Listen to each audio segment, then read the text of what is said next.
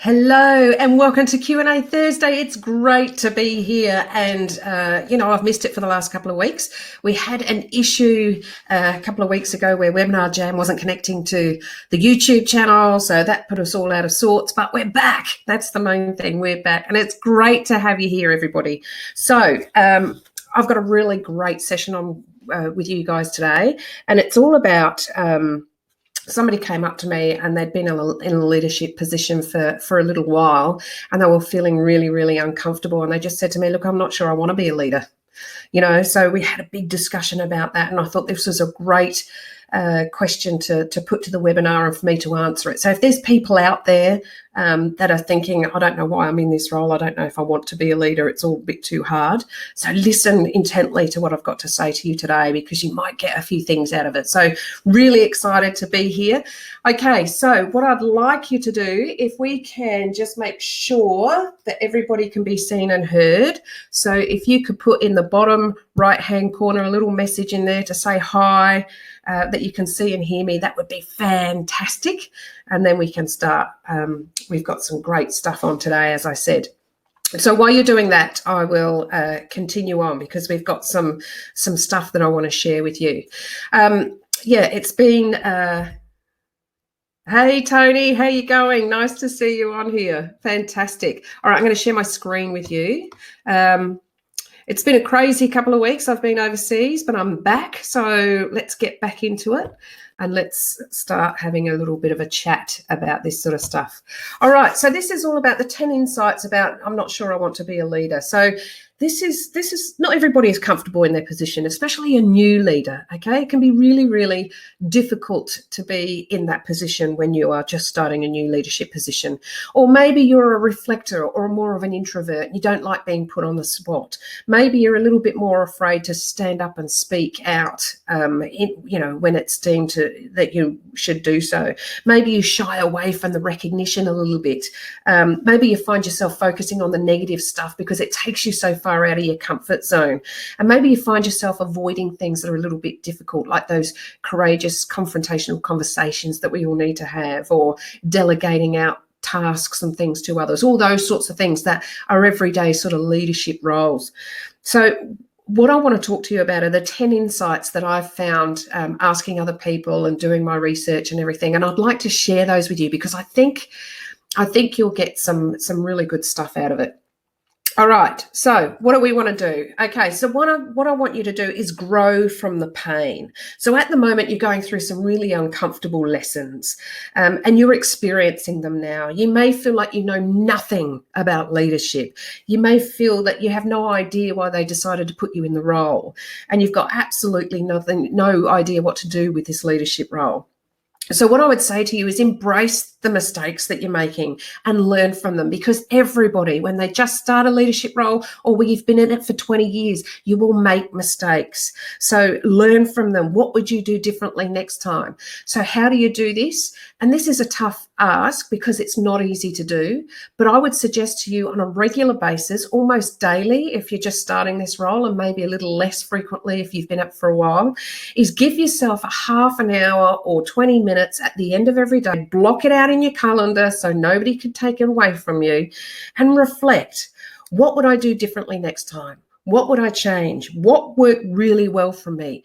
How would I do something if I had that situation again? What would I do differently next time? So all those sorts of questions. So you're reflecting back. And let me tell you, it's the biggest learning curve, reflection, but it's really, really hard to do, and not many people do it. But let me tell you, the top 25% of effective and impactful leaders do reflection on a daily basis, even if they've been in the role for years and years and years. So really, really important for your self-esteem, for your self-confidence, and for you to be able to grow as a leader, is block that time out in your calendar, make sure that's yours, and then sit back and go, okay, this and this happened today. These are the 3 things I did really well. These are the 3 things I'd change and do differently next time, and this is what I would do. And then all of a sudden that learning gets embedded and consolidated, and you'll be able to, grow from that experience. So make sure you allow yourself to do that. So say again, just block out a small amount of time at the end of every day, if you can manage it. If not, maybe a couple of times a week, and reflect on What's working well, and what would you do differently next time if the situation came up again? All right. Okay. So that's the first one. The second one, don't ever think that one day you're going to wake up from your bed and go, yes, I'm ready to be a leader. That is never, ever, ever going to happen. Okay. So don't ever think that that is something that is going to come up all of a sudden and you're waiting for that day to happen. You are very rarely ready for leadership. Even if you've been in it for like over 20 years, you'll walk in one day in your role and the S will hit the fan and there'll be lots and lots of issues and you go, geez, I wasn't ready for this. So just be aware that that's something that will probably happen, and that's okay. So just accept that there's going to be mistakes, there's going to be struggles, there's going to be failures, and all of that is okay. All of that, everybody on the face of the earth that has been a leader or is a leader have done those things. They've made mistakes, they've had failures, they've had struggles, they've had issues that they can't solve. So it's okay. That means you're normal, you're human, okay? So don't ever think that you're going to wake up one day and go, woohoo, I'm ready to be a leader. That will never happen. So I just wanted to make sure that we all were aware of that. All right. So learn from bad leaders in the past. Learn how not to lead. So everybody has had a leader or has seen a leader or have heard about from friends of a leader that how bad they've been. Maybe they've been micromanaging, or maybe they're perfectionistic, or maybe they're not supportive, or maybe they hold on to information and don't share, or maybe they take the credit. All those sorts of things that you hear that really annoy people about a leadership, or you might have experienced these things. Make sure you learn from those and you go, you know what? I'm not going to do that because I know how it made me feel. So make sure that you take those things on board. Because you got to the role of leadership doesn't allow you then to be able to use those things that other leaders used on you if they annoyed you, or if they put you off, or if they made you feel like you didn't want to be in that team. That's not what you want. You want a team of people that thrive under you, okay? So take a look at all the poor leaders that you've had, the bad ones, and take a leaf out of their book of what not to do while you're being a leader. Really, really great learning there. All right. The next thing I've got is be a passionate student of leadership. So watch and learn. Maybe you've got a leader in your business that you really aspire to be like. Maybe they just seem to have it all, sorted and they're quite calm and they've got lots of credibility and lots of influence and all that. Go to that person and say, hey, listen, would you be my mentor? If I'm new in this leadership role, or I'm just started this leadership role, or I'm feeling uncomfortable in this leadership role, and I find that you seem to do it really comfortably, I'd love if you could be a mentor for me and I could come and see you for 45 minutes every month, or for half an hour every fortnight, or whatever it is, and have a chat to you. So, open yourself up for learning. Get some books. If you're a read-write person and that's how you learn, grab some books, download some stuff from the internet. There is plethora of information out there. So it's just a matter of how you're going to continue your learning experience. Okay, so try and work out what is best for you. Are you best off having a mentor? Are you best off reading books? Are you best off watching videos? What is it that makes you feel like that you can gather information in a fairly timely manner and use that? And maybe it's a combination of all those things, but you don't want to ever stop learning about leadership.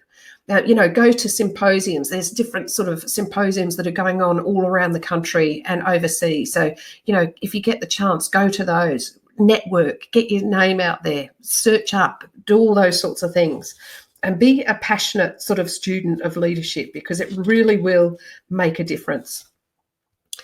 The next thing I want to talk to you about is the one thing they never teach you. So you can't teach how to be a leader in a classroom. So if you're going to those offsite classroom type leadership roles, they've got heaps of credible information. It's usually facilitated really well. You get lots of information and all that sort of stuff. It's a plethora. It's a maximum amount of information in a really short period of time. So where the disconnect is when you go back into the workplace and you've got this big blue or black folder that you've taken from your leadership course and you put it in your drawer, never to be looked at again. So It's got great concepts, it's got great ideas, you can do networking, you can find tools and all that sort of stuff, but it's the doing that makes the difference, okay? So if you've learned how to have a crucial conversation in your workshop, don't leave it for 3 months before you have one. Embed it and consolidate it as soon as you possibly can, because that's where the learning come from. That's where the learnings come from, the actual doing of it. So it's really, really important to make sure that you're getting out there and doing that sort of stuff. Because that's where the courage comes from. So what you need to do, yes, you can get all that from you can get some information and stuff from those courses, but don't expect to come away from those courses being a great leader. You're not. All they've given you is a bit of information and a couple of tools. Now it's up to you to go and do that. Activate it. Go and have, flex that courage muscle and get out there and do it, because that's where the learning will come from. Okay, so make sure you remember that. It's really, really important. Run away from the norm. So what do I mean by this is, when you first become a leader, you want to do everything, don't you? You want to say, you want to be, the best that you can be, and you want to treat each other the same, treat all your team the same, and make sure they're all coming up to what you need them to be, and all those sorts of things. What I want you to do is realize that you cannot treat everybody in your team the same. You're going to have differing personalities. You're going to have some people that need more of you, some people that need less of you. You're going to have some people that need you face to face and in person. Some people quite happy to take a phone call. You've got some people that are high performers and just need to be excited and motivated. And then you've got some people that are really struggling.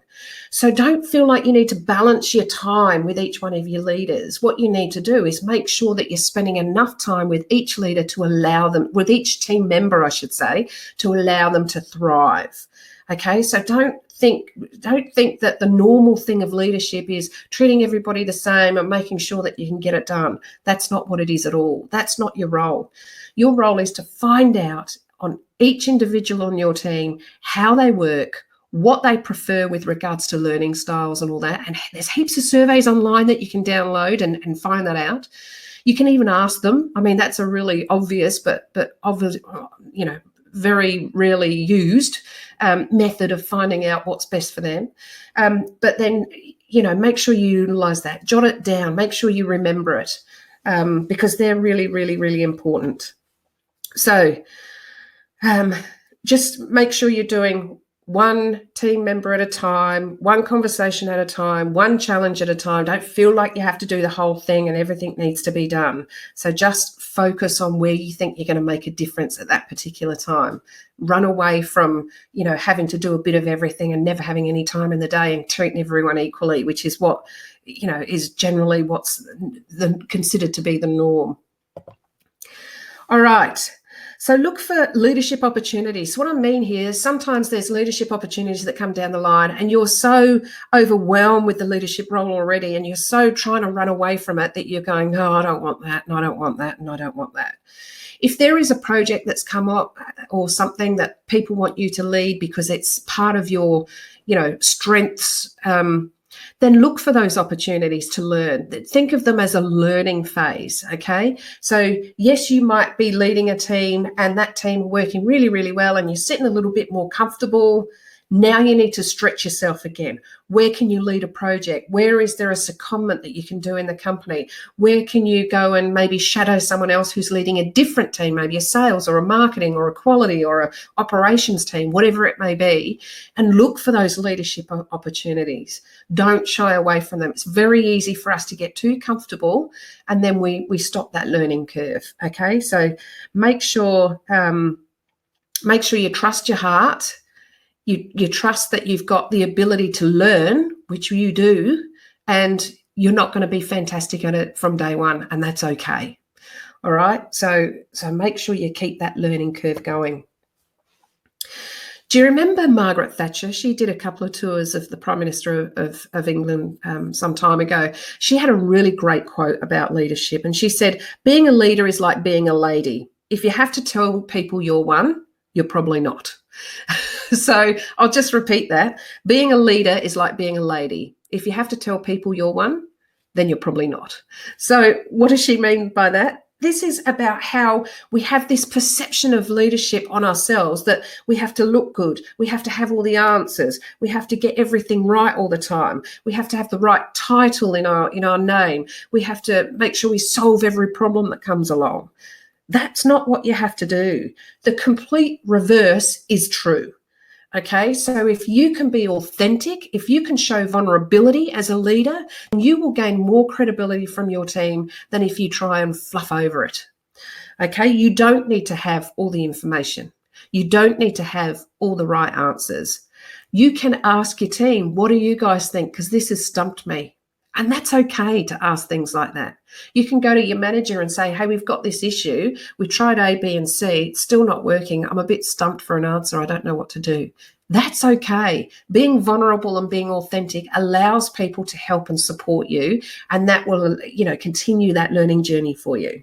So make sure that you don't try and be preoccupied with knowing everything, knowing all the answers, having all the knowledge, being the one that, knows exactly what to do every single time.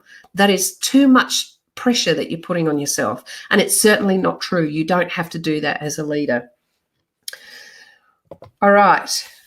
The true test of a leader. So, all right, the true test of a leader is just to see who's following. And I don't mean, how many people you've got on your team or whatever, but how many people come to you and ask your advice? How many people come to you when they're a bit stuck? How many people want to discuss things with you because they feel like that what you've got to say matters? Those sorts of things are a true test of a leader. Those sorts of things are going to want people to follow you because you've got lots of influence, you've got lots of credibility. So you might feel like you're not a great leader at the moment, but if you've got people coming up asking you questions, getting your opinion, getting your thoughts, receiving your insights, then you are a leader. Whether you like it or not, you are a leader and you have influence. So don't think it's the size of the team that determines a test of a true leader. It's the amount of information and stuff that they glean from you. How often do they come to you? And then if they're sitting nicely and they're giving you feedback and you're exciting them and motivating them and keeping them engaged, that's another test as well. So don't think that, the bigger the team, the better leader you are. That doesn't make sense at all. And the last but not least, create more leaders. So this is an even powerful test for leadership. A true leader creates other leaders, not more followers. So as people are coming to you and they're asking you questions and you're helping them, that's helping them on their learning journey as well, developing their ability to be able to lead others. And this can sometimes be a bit scary because I've heard a lot of people say, and I've had a lot of conversations about, I want to be seen as the leader. So then I don't want to create a load of other leaders because what if they get better than me? I don't want anyone to eclipse me. I don't want anyone to get better than me. And if I'm honest, they're true feelings that are validated and make it, and you are able to have those feelings. But what I would say to you is that a true test of a leader is you have to think about every day, who is going to take my position? Who can I pull up and learn and develop to take my position so then you can move on to another position, wherever that may be. So have that in mind. As you're developing your people, you're developing them into making you superfluous and moving on to something else. You're developing them into other leaders. That's what we want from our people. Now, in saying that, you might find in your team of people, you've got a couple of people that are really looking for that career stream and they want that succession planning and they're looking for that talent pipeline to move up in the career. They're the ones you want to develop because they're the high performers. They're the ones that are really keen to do it. Then you'll have your plotters, and your plotters are okay. Everybody needs plotters in their team. They don't necessarily have any ambition to go further. They're good at what they do. So it's just about, okay, we're not going to develop them as leaders because that's not what they want to do. However, what can we do to ensure that we're keeping them excited and motivated and engaged? They don't get bored. What other things can they do? Can they actually be a trainer for your team? Can they be a mentor for others? Those sorts of things. And then you're going to have your underperformers, which probably won't be a leadership position for some time because they need to get to to the standard of the role that they want. So there's 3 types. You're going to have your high performers that you can develop as leaders. You're going to have your plotters that everybody needs plotters. You just got to keep them excited and engaged. And then you're going to have your underperformers that are struggling, and you probably have to spend more time with to ensure that they are got the support and the resources from you to be able to do their jobs properly. But true leaders do create leaders from their team. So you'll probably have a few people in your team that could rightly, in a period of time, take over your position. And that's the ones that you want to develop. The other thing is with that is they need to be keen to want to do that too. There's nothing worse than putting someone in a leadership position and they don't really want it. Okay, because the behaviors of a leader is probably the hardest thing to learn. That empathy, that authenticity, the genuineness, the willing to learn, the being open to feedback, all those sorts of things. Okay, so really, really important. So I hope that's helped. I hope that's helped some of you out there to determine what is working for you and what isn't, and how you can go about turning your thinking process around to, I don't really want to be a leader, to this is going to be hard for me for a while, but I'm up for the challenge. You know, turn that around a little bit and you know, give yourself some positive self-talk. You were put into that role because people saw potential in you and they know that you can do the job. They wouldn't have put you in there in the first place if they didn't. So, you know, all you have to do is have a little bit more confidence in yourself. And let me tell you, it's not going to be easy. I'm not telling you that this is going to be a silver bullet. It's going to take time, and it's not going to be easy for quite some time, but it does get easier as time goes on. So just give it your best and see how you go. I'm really hoping that that'll work for you. All right, so I'm going to stop the slide presentation now, and hopefully you got plenty of stuff out of that. I'm looking forward to hearing how it all went. And just remember that we've got some more webinars. If you go onto the YouTube channel, Tina Senior YouTube channel, there's about 70 different webinars up there with all different sorts of things that you can, you know, you might be having. We're just about to put a new one on, the 5 ways to well-being. There's another one going up about, you know, if there's someone on my team that has a personal hygiene problem, what am I going to do about that? Because there's some questions that's come through about that. So there's going to be more coming up. So make sure you keep your eye out for those. But in the meantime, that's it for now. Hopefully you got something out of that. That is the, I'm not sure I want to be a leader. Get the 10 insights that we spoke about today. Perhaps 2 or 3 of them really resonate with you. So make sure you put those in your action plan and get those going. And I'd love to hear how you're going with it all. So don't stop contacting me. Remember, you've got the email ask@teamleadertoolkit.com that you can contact me if you've got any other questions, and we'll make a webinar out of it. And until next Thursday, Q&A Thursday, we will sign off for now. You take care. Have a brilliant rest of the week and a fantastic weekend. I will speak to you in a week's time. Bye.